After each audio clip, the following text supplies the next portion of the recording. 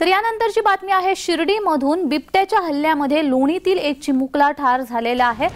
लोणी परिसरामध्ये त्यामुळे खळबळ उडाली आहे। राहता तालुक्यातील लोणी बुद्रुक येथील प्रवरा ग्रामीण रुग्णालयासमोरील गोसावी वस्ती येथे सायंकाळी 6 वाजेच्या सुमारास अथर्व प्रवीण लहामगे नावाच्या मुलावर बिबट्याने हल्ला करून त्याला ठार केल्याची घटना घडल्याने लोणी परिसरामध्ये खळबळ उडाली आहे। खेळण्यासाठी गेलेला अथर्व घरी न आल्यामुळे रात्री उशिरापर्यंत त्याचा शोध घेत असताना रात्री 11:30च्या सुमारास संदीप नवनाथ गोसावी यांच्या मक्याच्या शेताच्या मध्यभागी अथर्व गंभीर जखमी अवस्थेमध्ये आढळून आला। जखमी अवस्थेतील अथर्वला लोणी येथील प्रवरा ग्रामीण रुग्णालयामध्ये उपचारासाठी नेण्यात आलं, मात्र उपचारात अगोदरच त्याचा मृत्यू झाल्याचं डॉक्टरांनी घोषित केलं।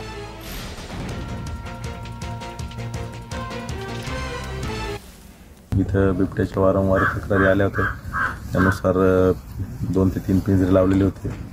आज त्या झालेली घटना घडल्यानंतर काल पेट्रोलिंग रात्रभर झाली असून आणखी 3 पिंजरे इथं लावण्याची प्रयोजन करण्यात येत आहे। तसंच पुढील रेस्क्यू ऑपरेशनसाठी सर्च ऑपरेशनसाठी पुण्यावरून टीम बोलवण्यात येणार आहे।